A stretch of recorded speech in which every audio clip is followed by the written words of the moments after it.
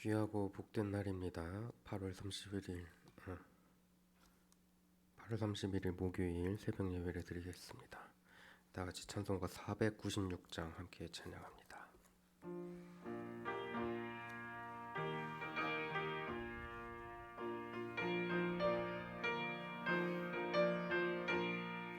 새벽부터 우리 사랑함으로써 저녁까지 씨를 뿌려봅시다.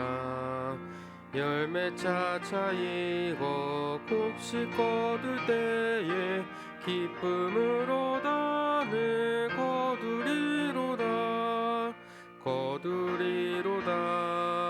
거두리로다. 기쁨으로 단을 거두리로다. 거두리로다. 거두리로다. 기쁨으로 단을 거두리로다.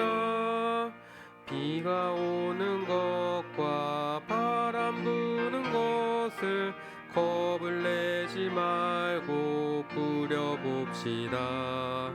이를 맞춰놓고 곡식 거둘 때에 기쁨으로 단을 거두리로다. 거두리로다. 거두리로다. 기쁨으로 단을 거두리로다. 거두리로다. 거두리로다. 기쁨으로 단을 거두리로다. 씨를 뿌릴 때에 나지 아니할까 염려함이 심히 애탈지라도 나중 예수께서 칭찬하시리니 기쁨으로 단을 거두리로다. 거두리로다. 거두리로다. 기쁨으로 단을 거두리로다. 거두리로다. 거두리로다. 기쁨으로 단을 거두리로다. 아멘. 오늘 함께 보실 말씀은 여호수아 13장 1절에서 33절까지 말씀입니다. 제가 가진 성경으로 구약 339쪽입니다. 여호수아 13장 1절에서 33절 말씀 다 찾으신 줄 알고 4절 한 절씩 교독하겠습니다. 여호수아가 나이가 많아 늙음에 여호와께서 그에게 이르시되 너는 나이가 많아 늙었고 얻을 땅이 매우 많이 남아 있도다. 이 남은 땅은 이러하니 블레셋 사람의 모든 지역과 그술 족속의 모든 지역 곧 애굽 앞 시을 시내에서부터 가나안 사람에게 속한 북쪽 에그론 경계까지와 블레셋 사람의 다섯 통치자들의 땅 곧 가사 족속과 아스돗 족속과 아스글론 족속과 가드 족속과 에그론 족속과 또 남쪽 아위 족속의 땅과 또 가나안 족속의 모든 땅과 시돈 사람에게 속한 무아라와 아모리 족속의 경계 아베까지와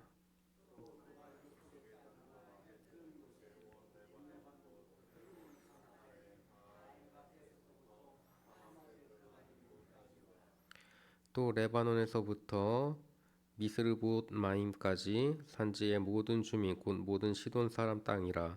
내가 그들을 이스라엘 자손 앞에서 쫓아내리니 너는 내가 명령한 대로 그 땅을 이스라엘에게 분배하여 기업이 되게 하되 너는 이 땅을 9지파와 므낫세 반 지파에게 나누어 기업이 되게 하라 하셨더라. 므낫세 반 지파와 함께 르우벤 족속과 갓 족속은 요단 저편 동쪽에서 그들의 기업을 모세에게 받았는데 여호와의 종 모세가 그들에게 준 것은 이러하니 곧 아르논 골짜기가에 있는 아로엘에서부터 골짜기 가운데에 있는 성읍과 디본까지 이르는 메드바 온 평지와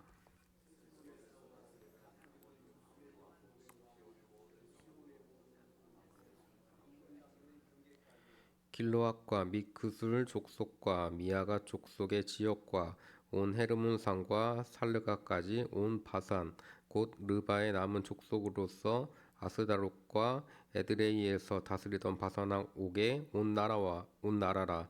모세가 이 땅의 사람들을 쳐서 쫓아내어도 그술 족속과 마아가 족속은 이스라엘 자손이 쫓아내지 아니하였으므로 그술과 마아가시 오늘까지 이스라엘 기업 가운데에서 거주하니라. 오직 레위 지파에게는 여호수아가 기업으로 준 것이 없었으니 이는 그에게 말씀하신 것과 같이 이스라엘 하나님 여호와께 드리는 화제물이 그들의 기업이 되었음이더라.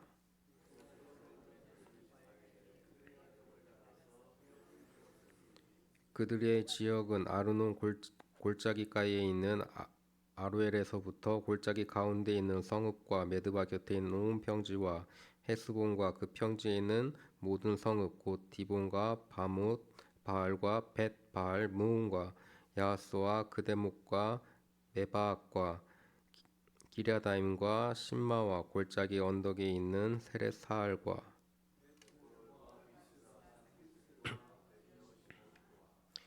평지 모든 성읍과 헤스본에서 다스리던 아모리 족속의 왕 시온의 온 나라라. 모세가 시온을 그 땅에 거주하는 시온의 군주들 곧 미디안의 귀족 에이와 레겜과 술과 훌과 레바와 함께 죽였으며 이스라엘 자손이 그들을 사륙하는 중에 부올의 아들 점수가 발람도 칼날로 죽였더라. 르우벤 자손의 서쪽 경계는 요단과 그 강가라. 이상은 르우벤 자손의 기업으로 그 가족대로 받은 성읍들과 주변 마을들이니라. 모세가 갓 지파 곧 갓 자손에게도 그들의 가족을 따라서 기업을 주었으니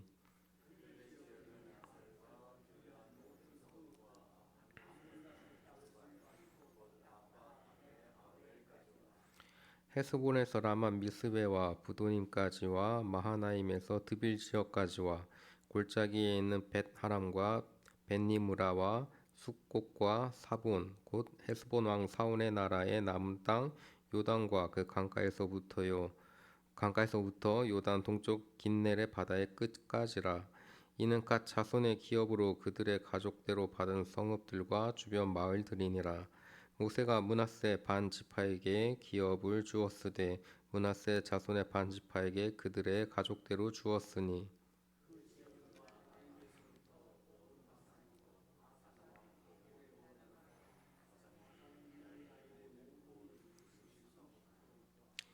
길르앗 절반과 바산한 옥의 나라 성읍 아스다롯과 에드레이라. 이는 므낫세의 아들 마길의 자손에게 돌릴 것이니 곧 마길 자손의 절반이 그들의 가족대로 받으니라. 요단 동쪽 여리고 맞은편 모압 평지에서 모세가 분배한 기업이 이러하여도 오직 함께 있습니다. 오직 레위 지파에게는 모세가 기업을 주지 아니하였으니 이는 그들에게 말씀하신 것과 같이 이스라엘의 하나님 여호와께서 그들의 기업이 되심이었더라. 아멘. 여호수아가 이제 나이를 많이 먹어서 연로하게 되었습니다. 기력이 쇠약해져서 더 이상 전쟁을 지휘할 수가 없습니다.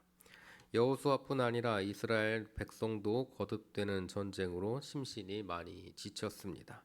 그래서 하나님은 전쟁을 일단락짓기로 하셨죠.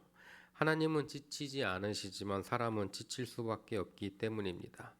이스라엘은 하나님의 가나안 땅 해방 전쟁을 치렀고 그 결과 가나안의 많은 땅을 차지할 수 있었습니다. 그러나 해방시켜야 할 땅이 아직 많이 남아 있습니다.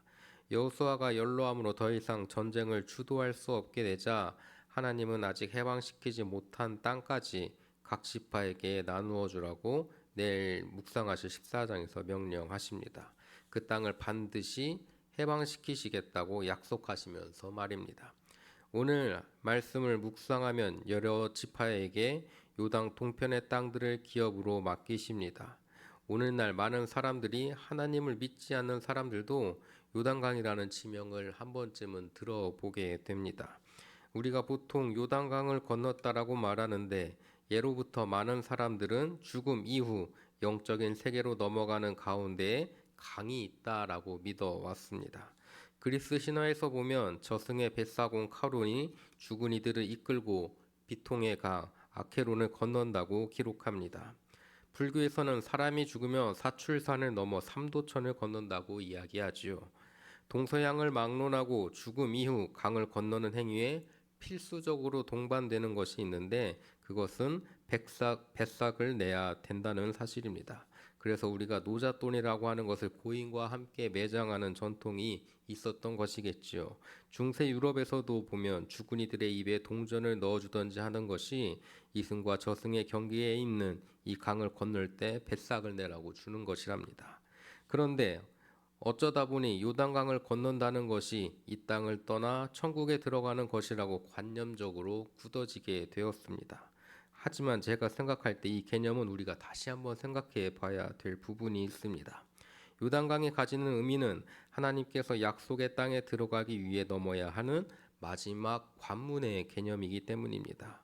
우리 신앙의 목적이 죽음 이후의 천국이 목적이라면 요단강은 아켈론강이나 삼도천과 같을 수 있겠지만 우리의 신앙의 목적은 죽음 이후의 천국뿐 아니라 이 땅에도 소망이 있다는 사실을 기억해야 한다는 사실을 우리가 알아야 합니다.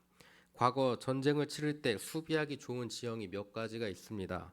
그 중에 하나는 성 안에서 성 밖에 있는 사람들을 상대하는 것이고, 두 번째로는 강가에서 강을 건너오는 적군을 상대로 수비하는 것입니다. 세 번째로 협곡 사이나 절벽을 끼고 행군하고 있는 상대를 상대하는 것이지요. 그렇게 해서 전쟁을 시작하는 것이 유리한 포석을 가지고 전쟁을 시작하는 거라고 볼 수 있습니다. 그렇기에 요단강은 하나님의 해방 전쟁을 해온 이스라엘에게 해방의 마지막 걸림돌이기도 하면서 이 요단강만 건너면 약속의 땅에 들어갈 수 있는 마지막 관문이기도 합니다. 저 강만 건너면 약속의 땅에 들어갈 수 있다라는 사실이 그들의 마음속에 있었다는 거예요. 지금은 비록 여호수아가 나이 들고 이스라엘 백성들도 지쳐 있지만 때가 되면 저 강 너머 모든 약속의 땅에 들어가게 될 거라는 것을 그들은 믿고 있었습니다. 왜냐하면 하나님께서 약속하셨고 그 땅을 기업으로 주셨기 때문입니다.